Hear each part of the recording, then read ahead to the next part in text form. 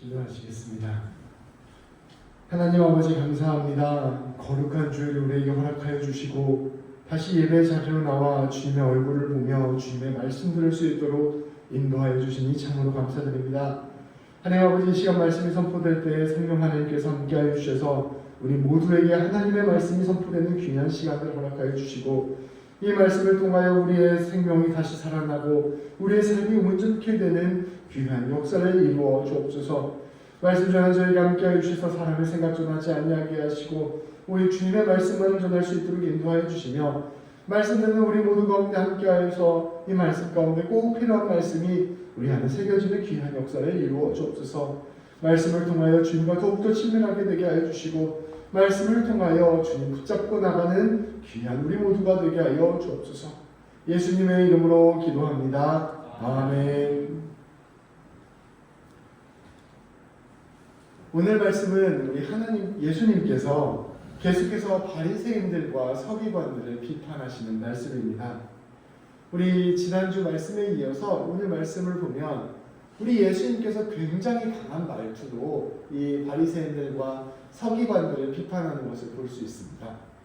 이 바리새인들과 서기관들은 하나님의 말씀을 연구하고 또 백성들에게 가르치는 자들이었습니다. 이들은 누구보다 먼저 하나님에 관하여 말씀에 관하여 배운 자들이었기 때문에 이스라엘 백성들을 하나님께로 이끌 책임이 있는 자들이었습니다. 그러나 안타깝게도 이 바리새인들과 서기관들은 그 역할을 온전히 감당하지 못했습니다. 그들은 그저 자신의 일들을 감당하지 못했을 뿐 아니라 더 나아가 오히려 적극적으로 하나님의 일을 방해하고 하나님의 사람을 핍박하였습니다. 누구보다 가운데 서서 하나님의 뜻을 전해줘야 될 사람들이 하나님의 뜻을 오히려 막고 하나님의 뜻이 이루어지는 것을 방해하는 역할들이 된 것입니다. 예수님께서는 이들의 이러한 모습을 지적하시며 이들이 맞이하게 된 운명을 선포하셨습니다. 오늘 말씀 29절부터 34절까지 말씀입니다. 우리 한 절씩 읽도록 하겠습니다. 제가 먼저 읽겠습니다. 화 있을진저 외식하는 서기관들과 바리새인들이여, 너희는 선지자들의 무덤을 만들고 의인들의 비석을 꾸미며 이르되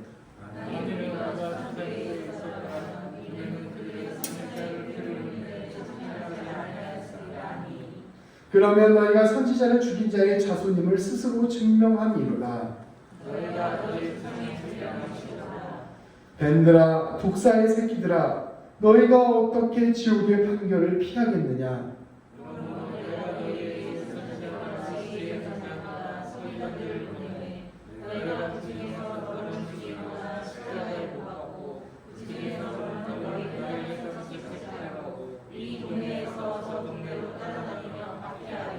아멘.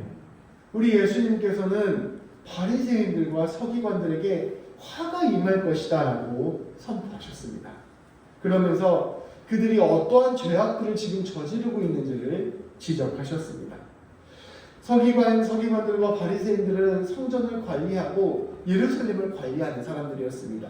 그래서 이들은 앞선 시대에 왔었던 선지자들의 무덤을 잘 꾸며주기도 하고 또 의로운 사람이라 칭함을 받았던 사람들의 비석을 남기면서 이들을 기리는 일들을 하였습니다.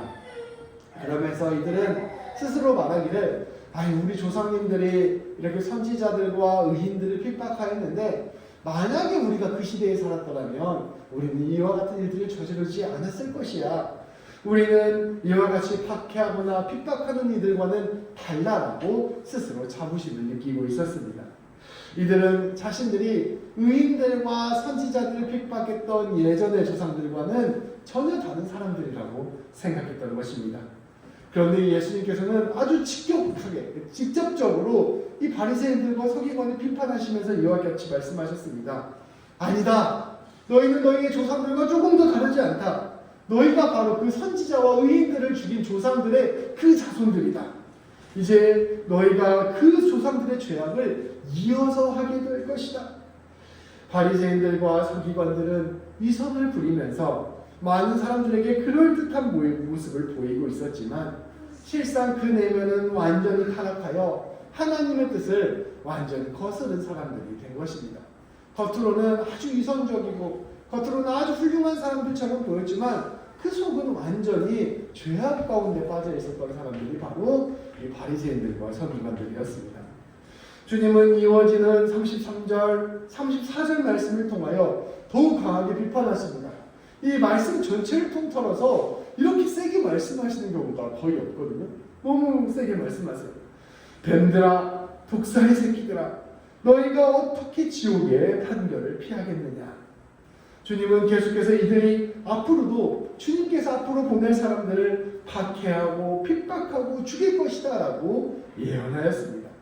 예수님께서 이후로도 계속해서 선지자들과 지혜 있는 자들과 말씀 전하는 사람들, 사도들과 이 예수 믿는 사람들을 보낼 것이지만 결국 이들은 계속해서 이와 같이 복음 전하는 사람들을 핍박하고 돌로 쳐 죽이고 십자가에 못 박고 회당에서 채찍질하고 그들을 쫓아다니면서 박해할 것을 예언하신 것입니다. 실제로 예수님이 부활하시고 하늘로 순천하에 올라가신 다음에 제자들을 파송하십니다. 근데 그 숱한 제자들이 예루살렘에서 이 바리새인들과 서기관들에게 박해를 당하고 말았습니다. 우리가 이미 잘 아는 스데반 집사님도 돌에 쳐서 죽임을 당하였고 그 외에도 많은 그리스도인들이 더 이상 예루살렘에 살지 못하고 흩어져야만 되는 운명을 이후에 맞이하게 된 것입니다. 이들은 이와 같이 하나님 뜻의 정면으로 거스르고 예수님과 예수님을 따르는 사람들을 모두 박해하는 그 역할들을 앞장서서 하게 된 것입니다. 이들이 이처럼 하나님의 일을 한다고 하면서 하나님의 사람들을 박해하고 오히려 하나님 앞에서 죄를 짓는 이유가 무엇이었을까요? 이들은 자기 자신의 마음을 되돌아보지 않았기 때문입니다. 이들은 보이는 겉모습만을 계속해서 신경 쓰고 자기에게 주어진 일에만 급급했기 때문입니다. 성경은 우리에게 말하고 있습니다. 우리는 마음속 그 자체를 바꾸는 사람들입니다. 우리는 옛 사람을 죽이고 새로운 사람으로 살아가는 사람들입니다. 우리는 이 속마음이 변화되어서 하나님을 바라보는 사람들입니다. 그런데 이들은 이러한 속마음은 전혀 변하지 않은 채 겉모습만 그럴듯한 종교인으로 살아가고 있었던 것입니다. 이들은 마음속 깊은 곳에서 하나님을 먼저 생각하고 하나님을 사랑하고 하나님의 뜻이 무엇일까를 되돌아보는 마음이 없었다는 것입니다. 그러니 속마음이 변하지 않으니 겉모습이 아무리 그럴듯해 보인다 하더라도 그 사람의 삶 속에서 아름다운 열매를 맺을 리가 없었습니다. 예전에 그 독일에 아돌프 아이히만이라는 사람이 있었습니다. 아돌프 아이히만이에요. 그렇죠? 이 사람이 살았는데 이 사람이 어떤 사람이냐면 나치 시대 때 유대인 업무를 책임지는 총책임자였습니다. 유대인에 관한 업무를 총책임지는 사람이었습니다. 이 사람이 어떤 일을 했냐면 유럽 각지에 있는 유대인들을 수용소로 모으는 일, 그래서 수백만의 유대인들을 어떻게 하면 효율적으로 모을 수 있을까 이 일을 담당했고 또 이 모인 사람들을 어떻게 하면 효율적으로 죽일 수 있을까 이 일을 감당했어요.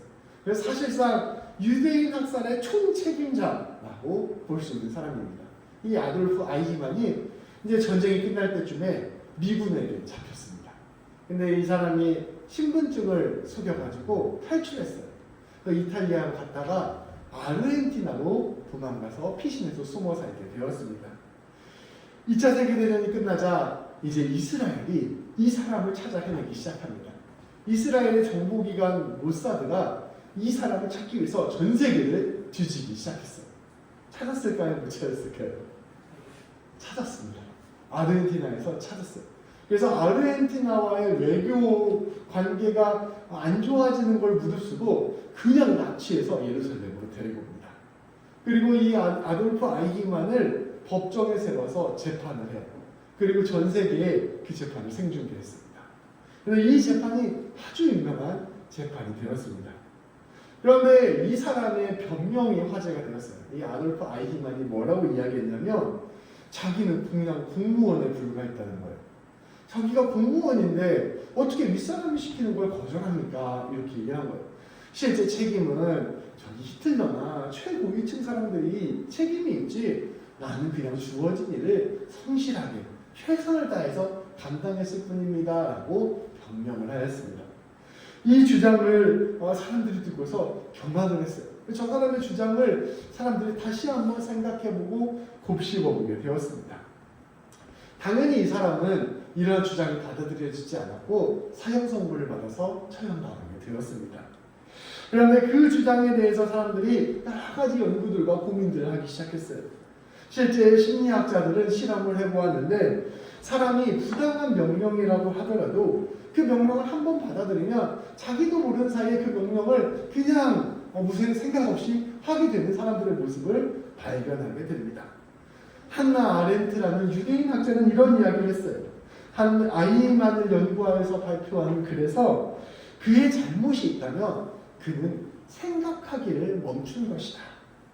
자기가 무엇을 하고 있는지를 되살펴보지 않은 것이다. 그것이 바로 그 사람의 진짜 잘못이다 라고 이야기하는 것이죠. 우리가 자신의 내면을 되돌아보지 않고 자신의 마음의 중심을 살피지 않는다면 자기도 모르는 사이에 악에 휩쓸릴 수 있다는 것을 이 사람이 자기가 쓴 글을 통해서 사람들에게 설명하는 것입니다. 이것이 악의 평범성이라는 굉장히 유명한 단어로 남게 되었습니다. 우리는 아무리 상부의 지시가 있다 하더라도 혹은 자에게 맡겨진 일이라 하더라도 그 일이 옳은 일인지 그 일이 어떠한 의미가 되는지를 생각해 보아야 합니다. 바리새인들과 서기관들도 이와 마찬가지였습니다. 이들은 누구보다 성경 말씀을 잘 아는 사람들이었고 누구보다 성전의 문화를 잘 아는 사람들이었습니다. 누가 봐도 아주 훌륭한 종교인들이었어요. 그리하여 그들은 앞선 세대들이 해왔던 대로 그저 그렇게 신앙생활을 하고 그저 그렇게 말씀을 가르쳤습니다. 그렇게 성전을 잘 운영하였고 사람들로부터 대접을 받고 지냈습니다. 그런데 그들은 그렇게 너무 익숙한 성전 문화, 너무 익숙한 종교 문화의 안에서 살아간 나머지 하나님의 마음을 찾는 법, 하나님께 마음을 내어드리는 법, 하나님과 교제하는 법을 잃어버리게 된 것입니다. 우리가 신앙생활을 하는 것은 근본적으로 마음의 중심에서 하나님을 만나고 하나님께 교제하고 하나님의 말씀에 순종하고 하나님과 더불어 살아가는 것인데 이 우리의 마음을 내어드리는 것은 이 사람들이 완전히 잊어버리고 겉모습만 그럴듯한 종교인으로 살아가는 것입니다. 근데 다른 사람들이 칭찬을 해주고 인정을 해주니 나는 괜찮다, 나는 잘하고 있다 이렇게 살아가는 것입니다. 그 결과 이들은 예수님께 이와 같은 비판을 받는 가장 예수님으로부터 책망받는 사람들이 되고 만 것입니다. 그들에게 있어서 성경 말씀도 신앙생활도 그저 그들을 높여주고 안심시켜주는 역할을 할 뿐 그들의 마음속 깊은 곳을 변화시키는 일을 하지 못했던 것입니다. 우리가 히브리서 그 성경 말씀을 보면 말씀은 살아있어서 우리의 관절과 골수를 쫓긴다고 이야기하고 있습니다. 우리가 진실로 주님의 말씀을 받아들이고 우리가 진실로 주님 앞에 서게 되면 우리의 내면이 완전히 뒤집어지는 일들이 일어나게 되는 것입니다. 그런데 이런 일이 전혀 일어나지 않은 채 겉모습만 훌륭한 종교인이 된다면 그것은 오히려 더 위험한 것입니다. 왜냐하면 우리의 마음이 무너지고 있는 것을 우리가 눈치채지 못하게 하면서 우리의 마음이 실제적으로는 주님부터 점점점 멀어지기 때문입니다. 이들의 겉모습은 누구보다 하나님과 가까운 것처럼 보였지만 속마음은 전혀 하나님을 알지 못했습니다. 이들에게 하나님의 뜻을 선포하는 사람들이 오자 이들은 견디지 못하였습니다. 사실 그 속마음이 하나님과 교제하지 않고 있었기 때문에 그들의 마음이 사실은 하나님과는 상관없는 마음이었기 때문에 진짜 하나님을 아는 사람들이 가까이 오자 그것을 견디지 못하는 것입니다. 이 하나님의 사람들이 자기의 권위를 흔들고 사람들을 선동해서 잘못된 생각을 전한다고 생각했기 때문입니다. 바리새인들과 서기관들에 있어서 자기를 높여주는 이러한 권위들은 이미 우상이 되어버렸기 때문에 자신을 흔들려고 하는 이러한 진짜 하나님의 사람을 견디지 못하는 것입니다. 그리하여 이들은 하나님의 사람을 핍박하고 박해하고 심지어 죽이기까지 한 것입니다. 우리가 하나님과 깊이 교제하지 않고 겉모습만 하나님의 사람인 것처럼 보이면 실제 하나님을 사람을 만났을 때 그것을 기뻐하는 것이 아니라 오히려 두려워하고 꺼려하고 그 사람을 배척하게 되는 놀라운 일이 일어나게 된다는 것을 말씀은 우리에게 보여주고 있는 것입니다. 이러한 모습들은 사실 이 바리새인들과 서기관들이 특별히 악했기 때문에 일어난 일이 아니었습니다. 오늘 우리도 언제든지 이러한 함정에 빠질 수 있기 때문입니다. 우리 아주 유명한 격언이 있습니다. 생각하는 대로, 제가 말씀드렸던 것 같아요. 생각했던 대로 살지 않으면 사는 대로 생각하게 된다. 생각하는 대로 살지 않으면 사는 대로 생각하게 된다. 우리가 주님을 구하고 주님을 바라보고 주님의 뜻을 늘 구하면서 살지 않으면 우리는 어느새 아무런 생각 없이 습관처럼 우리의 삶을 살게 됩니다. 우리의 마음속에서 주님을 바라보고자 하는 애씀이 없으면 우리 주변에 있는 모든 것들이 우리를 데리고 가는 거예요. 상황과 형편에 따라 살아가게 되기도 하고요. 주변 사람들의 이야기에 따라 흘러서 살아가게 되기도 하고요. 또 세상의 조류와 문화에 따라 살아가게 되기도 합니다. 또 내면의 욕망에 따라 살아가게 되기도 하고 죄악된 본성에 따라 살아가게 되기도 합니다. 그리고 그러한 것들이 점점 쌓이고 그러한 것들이 우리의 몸에 익숙해지고 그러한 것들이 우리의 삶에 딱 붙어서 단단한 삶이 되어버리면 어느새 우리는 그것을 합리화하고 정당화하는 삶을 살게 됩니다. 처음에는 다른 사람들에 의해서 끌려가는 삶을 살았는데 시간이 지나다 보면 끌려가는 것을 정당화하고 합리화하는 거예요. 처음에는 자기 욕망대로 살았어요. 욕망대로 살았는데 그게 시간이 오래 지나고 나면 욕망대로 사는 게 가장 훌륭한 삶이라고 자기를 정당화해버리고 마는 것입니다. 그때가 되면 오히려 하나님의 뜻을 듣는 것이 불편한 일이 되고 하나님의 말씀에 따라 변하는 것이 두려운 일이 되며 심지어 하나님의 말씀을 배척하는 사람들이 되어버리는 것입니다. 우리가 사무엘상과 열왕기상과 말씀을 계속해서 새벽기도에 나누었는데요. 거기 보면 사울 왕이나 솔로몬 왕이나 이런 왕들을 보면 처음에는 하나님 앞에 굉장히 온전히 선 왕이었어요. 그런데 그 하나님과의 관계, 하나님을 향한 집중력, 이것을 계속 붙들고 하나님께 자신의 마음을 내어드리고 살아갔어야 되는데 왕이 된 다음부터 조금씩 그러한 마음이 무너지는 거예요. 그러고 나서 난 뒤에 보니 주변 나라의 왕들의 모습도 보이고 세상 사람들의 어떤 풍요로움이나 화려함, 또 자기 권력들 이런 것들이 보이고 그래서 이러한 것들에 조금씩 자기의 마음이 깎여나가고 조금씩 그것을 스며드는 모습으로 변하는 것을 볼 수 있습니다. 그런데 나중에 시간이 지나고 나면 아무리 하나님의 사람들이 그 사람은 그 왕들에게 찾아가서 하나님의 뜻을 전해도 꿈쩍도 안 하고 자기의 죄악된 모습 그대로 걸어가는 것을 볼 수 있습니다.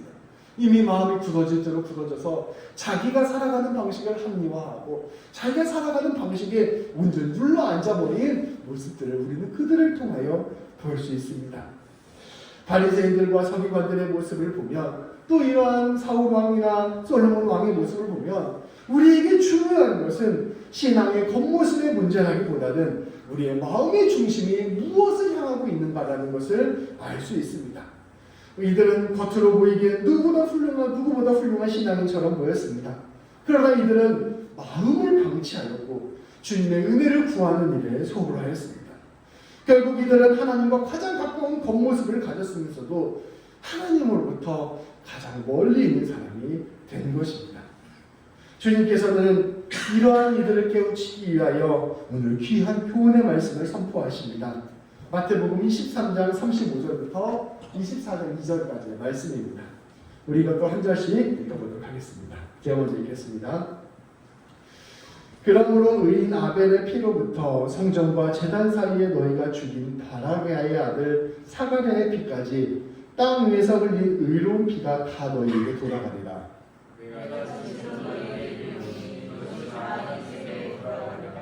예루살렘아 예루살렘아 선지자들을 죽이고 내게 파송한 자들을 돌로 치는 자여 암탉이 그 새끼를 날개 아래 모음같이 내가 내 자녀에게 모으려 한 일이 몇 번이더냐.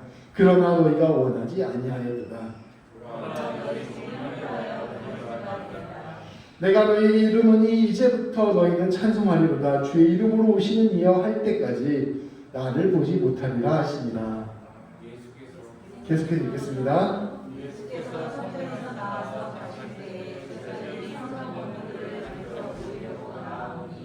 대답하여 이르시되 너희가 이 모든 것을 보지 못하느냐. 내가 진실로 너희에게 이르노니 돌 하나도 돌 위에 남지 아니고 다 무너뜨려지리라. 아멘.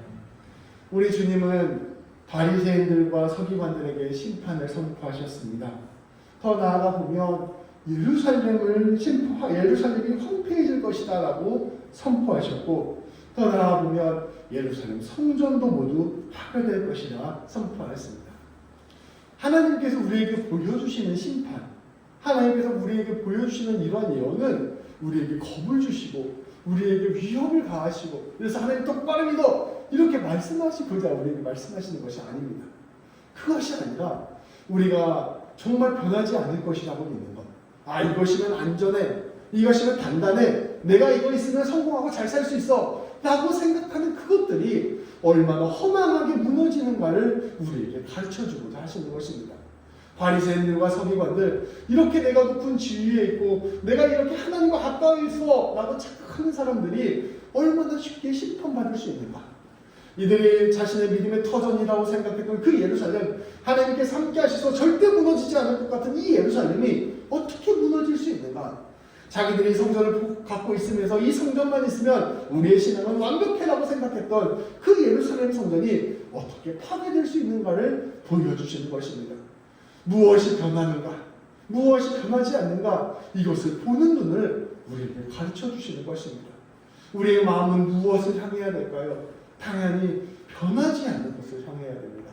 변하지 않는 하나님의 은혜, 변하지 않는 하나님의 사랑, 변하지 않는 하나님의 붙드심을 우리가 붙잡고 걸어갈 때, 우리의 마음이 그곳으로 향하여 있을 때 우리의 삶이 흔들리지 않고 굳게 설 수 있음을 말씀은 우리에게 가르쳐주고 있는 것입니다. 바리새인들은 겉으로는 굉장히 그럴듯한 모습을 보이면서 하나님이 아닌 엉뚱한 곳에 붙들고 있음으로 말미암아 이것들과 함께 더불어 심판당하고 무너질 수밖에 없게 된다는 사실을 예수님께서는 이렇게 선포하시는 것입니다. 눈에 보이는 것, 겉으로 꾸며진 것, 금과 옥조처럼 우리가 헛된 것을 귀하게 여기는 것이 얼마나 허망하게 무너지는 것인지를 아는 사람, 그것이 바로 그리스도인입니다. 예루살렘에서 아히만이 자신의 변명으로 법의 심판을 피하려고 하였습니다. 자신은 공무원에 불과했습니다. 자신은 독일 제국의 독일 공화국에 충성한 것밖에 없습니다. 이렇게 이야기를 했지만 사실 그가 충성한 것은 헛된 것이었습니다. 붙잡지 말아야 할 것을 붙잡고 이것에 충성한 것을 가지고 자신을 버텨내려고 한 것입니다. 그러나 그는 법의 심판을 받고 말았습니다. 우리도 주님 앞에서 헛된 것을 붙들고 살아간다면 주님 앞에 훗날 서게 될 때 다른 핑계를 댈 수 없게 될 것입니다. 오늘 말씀 앞에서 우리의 지난 한 주를 되돌아봅시다. 또 더 나아가서 우리의 인생길을 한번 되돌아봅시다. 우리의 마음속에 엔진이 되고 있는 것, 우리의 삶을 이끌고 있는 것이 무엇입니까? 상황과 형편이 주는 두려움과 불안입니까? 아니면 내 마음에서 솟아나는 욕심과 욕망입니까? 아니면 다른 사람에게 잘 보이고 싶은 마음입니까? 아니면 그저 그렇게 지금까지 살아온 습관입니까? 무엇이 우리의 삶을 이끌고 있습니까? 주님은 지금 이 시간 우리를 부르시고 계십니다. 우리가 마음속 가장 깊은 곳에, 우리의 마음의 중심이 되는 자리에 주님을 찾기를 원하십니다. 주님을 우리의 진정한 주님으로 모시고 주님과 교제하면서 주님의 뜻을 구하며 살기를 원하십니다. 그 마음으로 우리의 삶을 이끌기를 원하시며 우리의 삶의 가장 작은 부분들까지 주님과 상의하며 주님께 내어드리기를 원하십니다. 이 세상의 그 모든 것들은 아무리 커 보인다 할지라도 그저 피조물에 불과합니다. 이 모든 것들은 다 사라지고 말 것입니다. 실제로 예루살렘 성전도 이때로 한 40년 정도 지나서 완전히 다 없어졌어요. 완전히 다 없어지고 벽 하나만 남았는데 그 벽이 유명한 통곡의 벽입니다. 예루살렘도 완전히 파괴된 도시가 되었습니다. 이렇게 화려한 도시도, 하나님을 믿는 사람들이 살고 있다는 도시도 그것마저도 무너지는 것이 현실입니다. 그러나 우리 하나님은 영원하십니다. 우리 하나님, 이 영원한 하나님, 흔들리지 않는 하나님, 반석이 되시는 하나님께 붙들려 사는 삶, 이것에 잇대어 사는 삶, 그러한 삶이 영원한 삶, 온전한 삶, 참으로 복된 삶입니다. 우리가 하나님께 붙들려 있을 때 하나님께서 우리의 인생을 세우시고 하나님께서 우리의 삶을 주님의 부활의 영광 안으로 이끌어 가실 것입니다. 오늘 말씀을 통해 우리가 다시 한번 주님 붙들고 살아가는 결단을 하기를 주님의 이름으로 축복합니다. 기도하시겠습니다. 하나님, 누구에게나 자기의 삶에서 추구하는 바, 자기의 삶에서 소망하는 바가 있습니다. 누구나 자기의 삶에서 엔진이 되는, 자기의 삶의 중심이 되는 부분이 있습니다. 하나님, 그것들을 헛된 것으로 붙들고 살아갈 때 우리의 삶은 그것과 더불어 함께 망하게 됨을 오늘 말씀을 통하여 깨닫게 해주시니 감사합니다.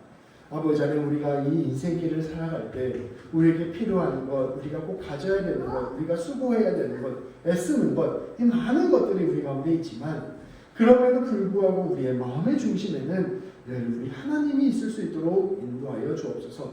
하나님을 우리의 마음의 중심으로 모시고 늘 하나님과 교제하고 모든 삶의 문제들을 하나님께 의지하고 늘 하나님의 사랑을 기억하며 살아감으로 말미암아 우리의 삶이 하나님 주시는 놀라운 은혜의 열매를 맺으며 하나님의 영광을 드러내는 귀한 삶이 되게 하여 주옵소서.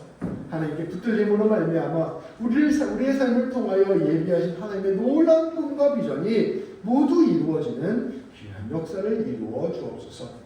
예수님의 이름으로 기도합니다. 아멘.